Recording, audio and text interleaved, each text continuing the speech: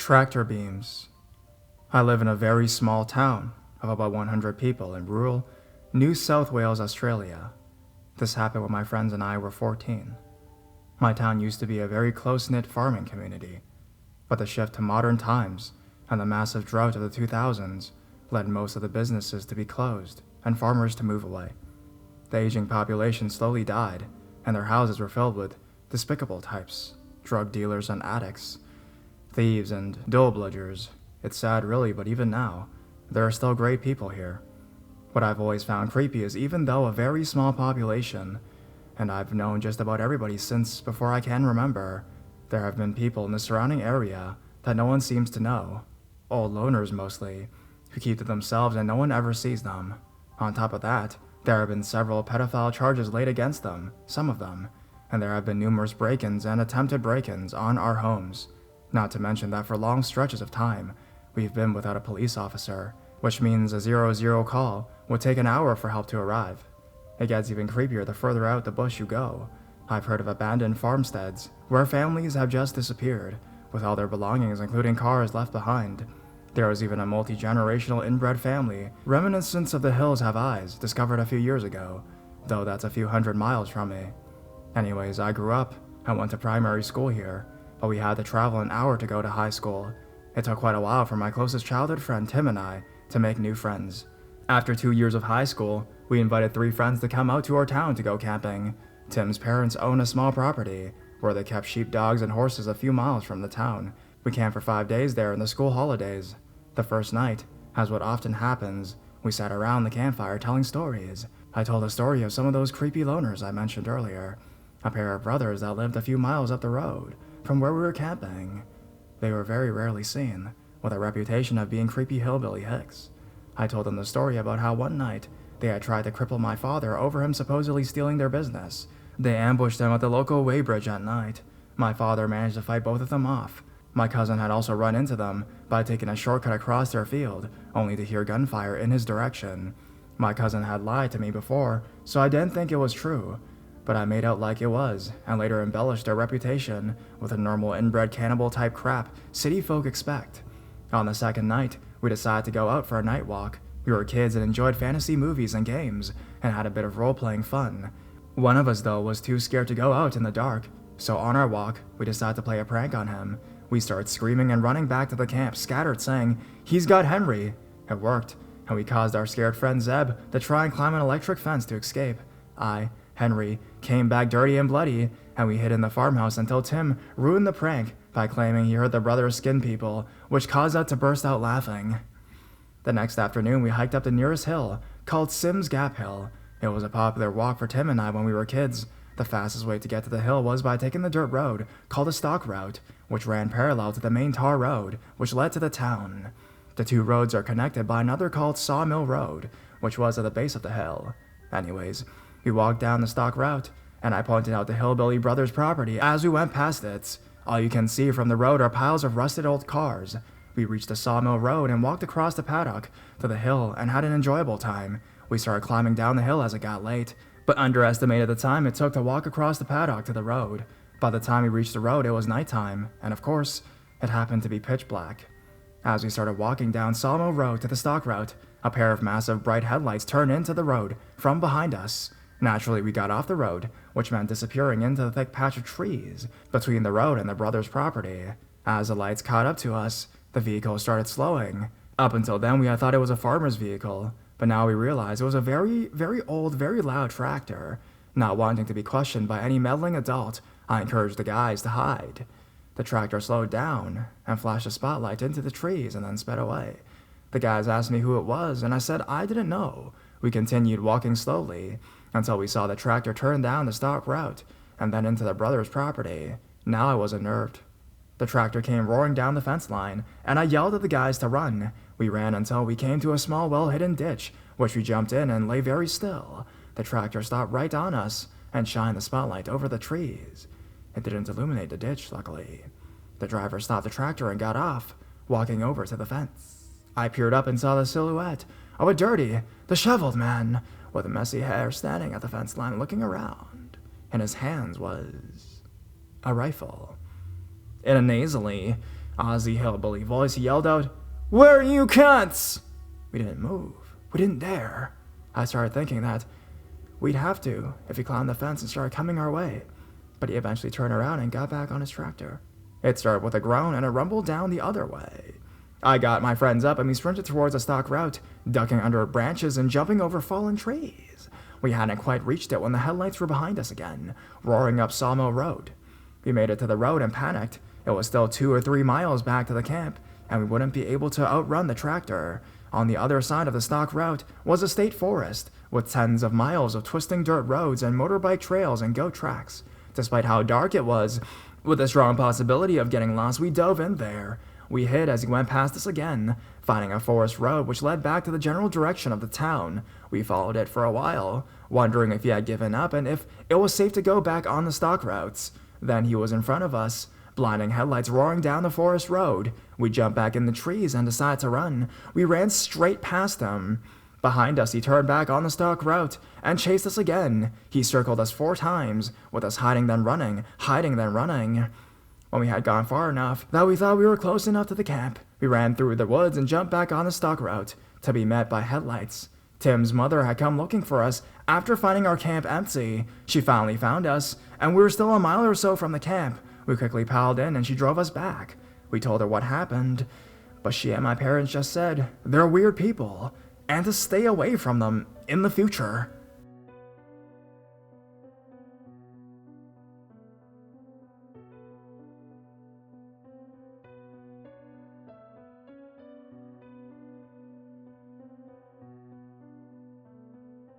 I think I stumbled across a child porn ring when I was younger. I'm not sure if this is the right sub to post this in, but I have a pretty disturbing experience that I would like to share. When I was 13 years old, almost 14, I was a pretty messed up kid. I smoked, drank, stayed out late, caused trouble around the neighborhood, etc. I had a friend who was 12 named Amanda, who did the same bad shit that I did. Anyways, I lived in a neighborhood of apartment buildings. A bit hard to explain, but it was bought by the new management, and with that came a team of security guards. The kids in the neighborhood at that time all played and hung out together. Our ages ranged from 12 to 16, and one particular security guard became a bit too friendly with us. I never found out his real name, but his nickname was Security Bob. I didn't realize how creepy it was until now. He used to give us cigarettes and talk to us like we were adults. He also never cared if we drank. We thought he was cool. We felt like he was one of the kids, I suppose. One particular night, my friend Amanda and I were drunk and decided to draw shit on the side of a building. Being stupid, we wrote our names. So obviously Security Bob tracked us down. But instead of having our parents or the police called, he simply told us that if we cleaned it off, we wouldn't be in trouble. He said that he had the cleaning supplies in his office and led us there. There was only one man in the office when we got there, and Security Bob seemed to give him a signal of sorts. So he followed us into the back room. He told us to sit down, which was odd, because I thought we were just getting cleaning supplies. He started off by saying he had a proposition for us. He had a film company or something like that, and that he wanted to film us. Apparently the other security guard was the cameraman. We asked him what he wanted to do, and he told us stripping or sex. Basically, the more we do, the more money we get. Immediately I said, "That's illegal." To which he said, "Not in Sweden. This is where the tapes go. No one will ever see them. We ship them off." I really didn't believe this. My friend jokingly said something like, "How much money do I get if I take my sock off?" I realized later that she was stalling because she had texted her sister to come pick us up ASAP. Her sister showed up a couple minutes later and we rushed out the door. The last thing Security Bob said to us was to think about it and that he would be in contact. Either way, I stopped hanging out in my neighborhood for a while. I was too afraid to tell my mother. She was extremely abusive, and I was afraid she would think I was lying or blame me. After a month later, the security was gone. No idea where they went, never asked. So, Security Bob, let's not meet ever again.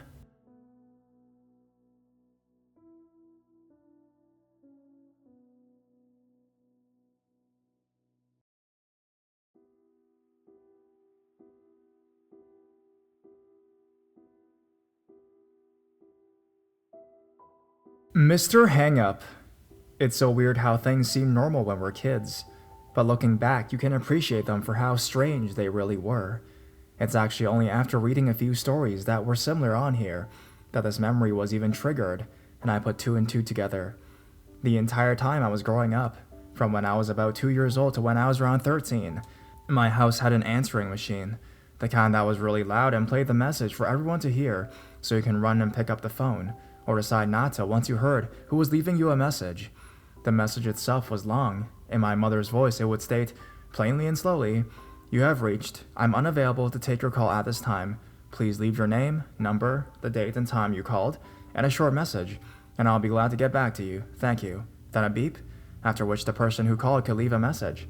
We would get regular messages all the time. Friends or family that were calling for this and that, but the messages we got the most were simple clicks. If you hung up the phone right at the end of the message, or right at the beep, it would record the sound of you hanging up, so all you would hear would be clicks of the line disconnecting. Now, if this happened once in a while, it would be one thing, but this happened every day, a minimum of 12 times a day, throughout my entire childhood. We checked, and our number wasn't really close to something else, like being one digit off from a pizza place, and people were hanging up when they realized their mistake. We had a very original number, plus, if they were looking for something else, why wait until the very end of the message, every single time? This happened so often, and for so many years, it turned into a joke. We started calling the person who called and never said anything Mr. Hangup. Who was that on the phone? Oh, nobody, just Mr. Hangup. Wow, again? Yeah. 10th time today. Again, this went on for a decade, with none of us really tapping into the fact that someone was just calling to hear my mother's voice on that answering machine, over and over and over again, day after day after day. When I say every day, I mean it. Christmas, New Year's, midnight, noon, the calls were all sporadic with their times, but insistent with their frequency, always daily, always no less than a dozen, throughout the day and night. I didn't really even start to think about it until my mother became ill. She was incredibly ill, and needed all the sleep she could get. We could silence the ringer on the phone itself, but it would still go to the answering machine if we didn't pick up. I remember sitting in the farthest room in the house from my sleeping mother, and pressing the button to pick up and hang up the phone on Mr. Hangup over and over all day long. It was only then that I actually started noticing how often they called, and started keeping track. The calls increased as time went by, and my mother stayed ill, making me have to hang up on this guy almost hourly.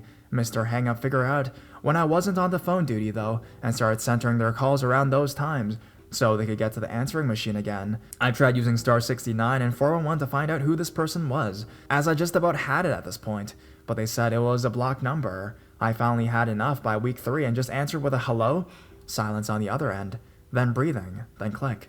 I hang up and 2 minutes later, ring ring, I answer again, hello, silence, heavy breathing, click. I hang up, and immediately get a call, and at this point I'm pretty upset, and decide to just lay it on the line. Ring, ring. Listen, Mr. Hangup, my mother is super sick, and she can't sleep with you calling all the time, which is why I keep hanging up on you. Knock it off. Click. No calls back for a whole month. But my mother was doing a little better. I told her I actually kind of had a conversation with Mr. Hangup. I never got to tell her what I said because she immediately became furious with me. She demanded to know why I would ever answer the phone. She had brought an answering machine so that neither one of us would ever have to answer the phone. She told me to never, ever, ever answer the phone for anyone I didn't know ever again. And that was that. Mr. Hangup started calling again and kept calling until my mother died, and we removed the answering machine when I was 13. At the time, I didn't realize how serious any of this was. I thought my mother was having a stranger danger thing with me, talking to someone else I didn't know on the phone. But now I wonder if Mr. Hangup was why she got the answering machine in the first place. I've read enough stories on here and seen enough stalkers in real life to know that any sort of kindness, even the professional variety, is enough to feed a stalker. Hearing that kind yet professional message in my mother's voice over and over and over again was clearly his obsession, as was my mother. Does she know Mr. Hangup? Who can say? But it speaks volumes that someone can be so obsessed that they would happily listen to a recorded voice message 12 times a day, every day for a decade. Looking back on it now, I wonder how I never thought that was out of the ordinary. Oh well. So, Mr. Hangup, we never met.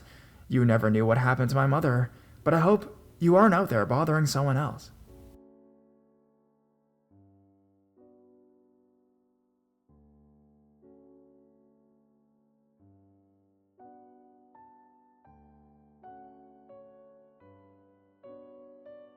Tales from the Bottom, The Slave Cemetery. Hello, fellow Redditors. It's been a while since I've submitted a story, and I still have several to share, so I thought I'd take a few minutes tonight and tell you about the Slave Cemetery. I've really enjoyed the comments from everyone and welcomed them all. To be honest, I'm going through a bit of a rough patch in my life at the moment, and writing these stories has been sort of a therapy for me that makes me feel so much better. This particular story isn't really scary and may not belong in the subreddit. I'll move it if you guys think it's better fit somewhere else. I only put it here because it scared me, and it does deal with a real encounter of real people, or at least the remains of real people. It may start off a little slow, but be patient with me. Heather was a big part of my life at this point, and she was with me when we found the bones. Besides, I like to remember her from time to time. We actually still talk to each other and send emails back and forth, after almost 30 years. And she told me the last story, the one I wrote before, made her cry. So bear with me. Again, I'm not sure if this belongs here because it isn't the scary, creepy type of story like some of the others. Tell me what you guys think. As you know from my other stories, I was raised in the small community of Kennefic, Texas. We lived there from the time I started kindergarten until I was 15. In 1984, it was a secluded community, literally the end of the road, with State Highway 2797 coming to a dead end about a half-mile past the south side of our land. At the southwest corner of our land, there was an exit off, and that we'll call Plaza Drive. It followed our land from the exit on the southwest corner, along the west side of our land to the northwest corner, and then along the north side of our land, heading east to the bottom. The bottom was a pretty neat place to grow up. It was home and familiar, but at the same time it was creepy and strange and full of surprises and even scary. There were insects and animals of every kind. Fire ants were a constant threat. When the floods came every year, the ants would float on the water or cling in the branches of the trees. You haven't known pain until you walked under a low-hanging branch and had a cluster of fire ants plop down on you. There were big fat water moccasins, also called cottonmouths, because the inside of their mouth is white and smelled of rotting meat. These were to be avoided too. We had coons and possums. There were also wolves and bobcats and lynx and occasional mountain lion or cougars. Alligators weren't common, but weren't really a surprise to see either. They were never really big, but the biggest I personally ever saw was about 6 feet long. They usually showed up after the floods every year, so you can see that it was about as country as you can get. Hunting wasn't only a favorite pastime, it was a way of life. I knew how to skin a squirrel or coon before I could do long division. This was the summer of 1983, just after school had let out for the year. I didn't know it at the time, but my father had applied for a job at Fort Sill, Oklahoma, and we'd be moving there the following year in November. I was happier than I had any right to be that year. I was in love for the first time. I don't mean that I'm crushing on a girl from math class. I mean I was in love. I don't know if it was a lack of options or what, but she was way out of my league. I was a tall, clumsy teenager with feet and hands that were too big for my body, and a voice that squeaked when I got excited. I was quiet and probably not as homely as I felt, but when compared to Heather, I was downright atrocious. Heather lived 3 houses down from me, and we'd known each other since I was in 2nd grade. She was a mouthy little girl who turned into a snotty little teenager who evolved into something akin to a goddess when she turned 13 the year earlier. We actually hated each other when we first met, and she was constantly telling on us for one thing or another. After the Christmas break the previous winter, she got onto the bus wearing glasses and she had braces. I don't know why, but from that moment on, she was in my every thought. For one thing, she wasn't that skinny little girl anymore. She'd gone curves and was growing new boobies. She was light-skinned, almost pale, and had the prettiest green eyes. She had long, flowing black hair that turned to an auburn shade in the sunshine, and she had a way of tossing it over one shoulder that just took my breath.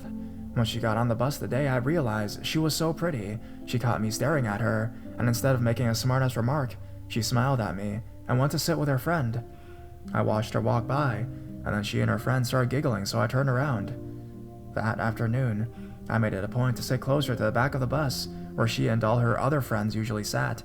I don't know if it was divine intervention or scheming by her or her friends, but the only seat available that day was with me. At first she sat with her back to me, talking with her friends behind her, as I watched the world go by out the window. She would flip her hair and I could smell her perfume. Even now, as I write this, I can remember that scent. It was Charlie, and to this day, whenever I smell it, I am reminded of my time with Heather. By the time the bus went through all the subdivisions and stopped at all the stops, it took about an hour and a half to get us all home. Our stops were last on the route, because we lived at the end of the highway. After Candace and Allison got off, about halfway home, She turned around and slouched down in the seat, resting her knees on the back of the seat in front of us, and opened up her math book. I was too nervous to talk to her, and probably would have been the closest I ever got to her, but then she asked me if I had Mrs. Williams for math when I was a freshman. I knew Mrs. Williams well. She had a paddle that she named Channel 26. You never wanted to watch Channel 26. Unfortunately, I had several encounters with Channel 26. I thought of a million witty answers hours later that night as I lay in bed thinking about her, but at the moment all I could say was yeah, I had her in second period. Of course my voice chose to do this chipmunk thing, and I wanted to die. Heather didn't seem to notice though, and she slid a little closer to me so she could show me the algebra she was trying to do. But it's weird, but even at this moment, almost 30 years later, my heart is beating a little faster with that memory. She smelled so good, and we were actually touching at the shoulders. Luckily, I was actually quite good at math. I worked as an electronics technician now, and math is a big part of my day. Algebra and geometry and trig all seem to come naturally to me. For the most part, there is only one answer to a math problem. It's either the correct answer or not. I began to show her how to do the equations, and the next thing I knew, it was time to get off the bus. As I got up to leave, hating that the ride was already over, I offered to help her before school the next morning. She looked up at me with this big smile that melted me to the core and said, "Would you? That'd be cool." So I helped her the next morning, and that afternoon, she sat with me again. We started sitting together at lunch, and at the end of the week, she got an A on her test. I remember standing in line after school waiting for the bus, and she came running up with her ponytail flying from side to side, waving her paper to show me. She held it out in front of her with both hands and told me, "Look, we did it!" Then she threw her arms around me and said, "Thank you so much." To be honest, I don't really remember what I said after that. For whatever reason, she continued to sit with me on the bus and before school, and during lunch and again on the ride home. She did probably 90% of the talking, but I was elated just to be the one she was talking to. When I finally got up the courage to ask her to a Valentine's dance, she looked at me with a wrinkled nose and said, "Really?" I suddenly felt like I'd been kicked in the stomach. That look and that word killed me. My heart stopped and I almost wanted to disappear or take it back. Then she said, "You want to go with me? Why?" I stammered something about how I thought she was the prettiest girl in school and how I liked to hear her laugh and watch her smile. Heather flashed me the biggest, prettiest smile, and again she wrinkled her nose and said, "Really?" She told me she had to go ask her mom if she could go. I reluctantly admitted that I have to do the same. My mom would have to drive us to and from the dance. We got on the bus and Heather sat with me again. She turned to her friends and told them about going to the dance, and after a few minutes, she turned to me with those big green eyes and smiled at me. Looking back now, I think that was the exact moment that I felt for her, as much as a 14-year-old can fall, that is. She slouched down in the seat again, propping her knees on the seats in front of us, and took out another school book.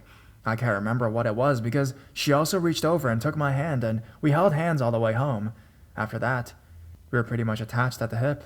I don't know what her friends thought about us, but I was a hero with my friends. As I said, she was actually out of my league. I asked her once a few years ago what it was, and she jokingly told me that it was only because I was convenient for living so close. Then she admitted that it was because I was so nice and easy to talk to.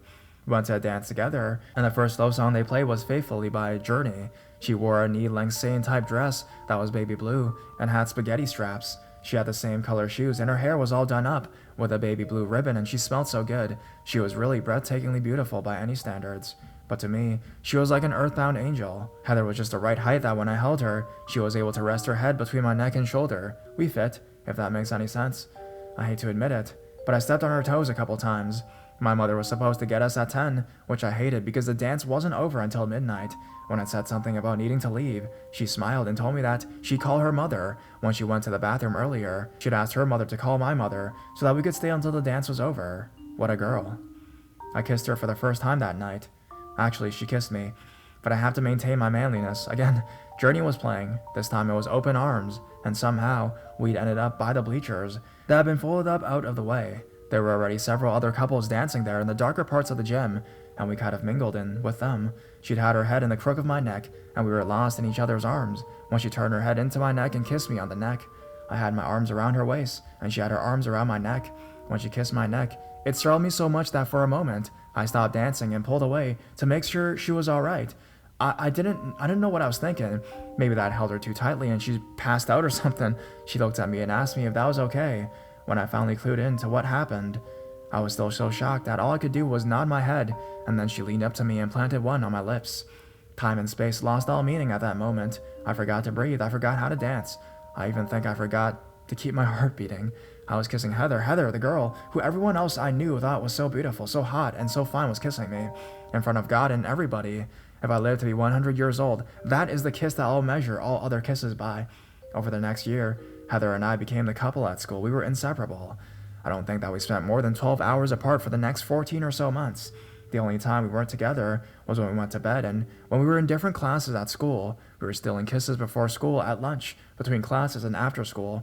Her parents and my parents were good friends, and they seemed to enjoy the idea of Heather and me being together. I know her father was nervous about me, but he liked me anyways.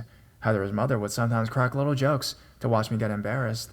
She joked about what we were going to name our kids and how Heather should sound with my surname. The following summer of 1984, our relationship deepened due to teenage emotions, hormones, and curiosity. We'd been swimming in the river. We hadn't planned on swimming. We were talking and walking barefoot in the water when she splashed water on me. It wasn't long before we were soaked and out in the deeper water. Heather was wearing a white sleeveless shirt and cut-off jean shorts. She tanned quite a bit and also filled out quite a bit. The water was cold and it turned her shirt kind of transparent. She caught me looking and moved in closer to me. And nature kind of took over. It was the first time for both of us. I want to say that lightning flashed and stars burst, but to be honest, it was over pretty quickly.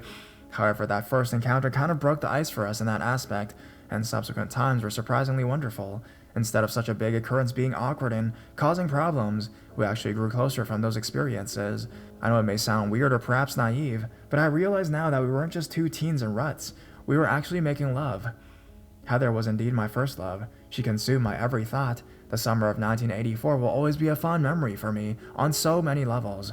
We were together many, many times that summer, sometimes 2 and 3 different times a day. She was truly a beauty to behold. One day, shortly after my 15th birthday, she and I decided to go exploring. There was a railroad trestle about 1.5 miles from my house, an old construction road that had been when they were building the trestle 20 years earlier and was now mostly overgrown. We thought it would be a neat idea to have a picnic on the trestle, overlooking the river. Of course, my hormones thought it would be a neat idea to do other things on the trestle, overlooking the river too. We got everything together and started walking. We were holding hands and just enjoying each other's company. She was telling me about one of her friends who had a pregnancy scare, which led to more serious talk between us. We talked about me making the varsity football team, and how she had been in the running for cheer captain but didn't make it. We talked about Jason, the weird little kid who lived next door to her. It was a Saturday afternoon. Birds were singing, wind was whispering in the trees, and life was good. I was in love for real, and had the prettiest girl in school in love with me for whatever reasons. I don't think my feet touched earth the entire summer. We were walking on a construction road named Prairie 6442 on the Google Maps. It ended about 300 yards before the railroad tracks, because nature had taken it over. We'd been there the previous summer and had to climb through over and around bushes and brambles then, but now it was impassable. We decided to have our lunch in a small clearing near the end of the road. Being the innocent teens that we were, we talked about our future and how perfect it was going to be. The clearing was perfect for a little house. Then there was even the remnants of an old barn, basically just a square area that was flatter than the surrounding areas. We talked about how we could put a house there, and a swing in that tree, and a garden over there. We ate our lunch. It was getting warm, so we decided to sit in the shade under a tree for a while before starting back. We leaned against the tree, and within a few minutes, we were lost in kisses and hugs. We laid the tablecloth out and were on top of that. I was lying on my back, and Heather had sat on my chest and was trying to pin my arms down to kiss me. When I finally let her pin my arms down, she leaned in and planted a whopper on me, and I held her close and began kissing her on the neck because I learned that this drove her crazy. She turned her head to one side and had straightened out and was basically laying on top of me when she suddenly stiffened and yelped and sat up and then stood up and backed a few steps away, her eyes wide with fright, thinking it was a snake or something. I knew better than to make any sudden movements, so I asked her what it was. She hugged her arms around her. We were still dressed, by the way, and pointed. "There's a skull," she said. My first thought that was like a coon or a possum or maybe a dog skull. But when I looked, it was definitely a human skull. Just the nose hole and the eye sockets were showing. Everything else was still buried. When we looked closer, we saw the edge of a piece of wood and decided it was actually an old coffin. Heather didn't like being here and said she wanted to go now, so we packed everything and went back home. I walked her home and we decided on the way not to say anything about our find, because it might raise questions about why we were out there. We sat together at church the next day and held hands through the sermon. After church, she told me that she and her parents were going to visit a sick relative in Humble, and that she'd call me when she got home later. Then she gave me a kiss in front of her parents, which made me extremely uncomfortable. For the first time in months, I had an afternoon that would involve doing something with Heather. I went to Terry's house, but his mom said he was over at another friend's house, so I rode my bike over there. After a few minutes of talk and tossing a baseball around, I told them about the skull. They wanted to see it, so we set out on the bikes towards the trestle. I was bombarded with questions about me and Heather, and what we were doing and why we weren't together, and when we were planning to have the wedding, along with the more crude questions of, When we got to the clearing, I showed them the skull, and Bobby grabbed a stick and began to dig it out. He decided that he wanted to take it home. We all started digging, and before long, we'd unearthed most of the outside of the old wooden box. There were more bones inside it, and the smell was horrible. It smelled like earth and rot. About a foot down, the ground was still moist, and the smell got worse. The more we dug, the worse it smelled, and I kept having visions of one of those bony arms reaching out to me. I said something about what we'd do if that happened, and everyone kind of lost interest. We stopped and were debating about what to do, when Terry noticed another mound, and then another. The clearing actually seemed to be a graveyard of some sorts. We thought we were going to jail for messing with a graveyard, so we stopped digging, and Terry decided we should tell someone about this. That evening, his mother called our house and told my mother about the graveyard. Luckily, I already told her about it, and already had my buck chewed for being there. She said that the sheriff wanted us to show him where it was. She assured Mom that we weren't in any trouble. However, the sheriff had been insistent about looking into what we'd found. We got to skip school the next day, so we could take the sheriff and 2 deputies to our gruesome find. I got to ride in the front seat of the sheriff's car that day. It was pretty cool looking at all the buttons and knobs and switches. There was a big Mossberg shotgun mounted on a rack between the seat and the radio, would occasionally spout out something. Terry and Bobby rode in the back seats, behind the metal grating. When we reached the clearing, we had to open the doors for them because the back doors wouldn't open from the inside. We showed the sheriff the box we partially uncovered, and he sternly asked us why we were digging around it. Bobby admitted that he thought about taking the skull home. The sheriff looked at him with a weird expression and asked why. Bobby just shrugged his shoulders and said he thought it'd be cool to have it. The sheriff walked around, taking notes on a pad and counting the mounds. There were 28 in all. He got back into his car and used the radio for a minute, and said there'd be an official investigation, and took our names and addresses and phone numbers. I lied about how I found the clearing.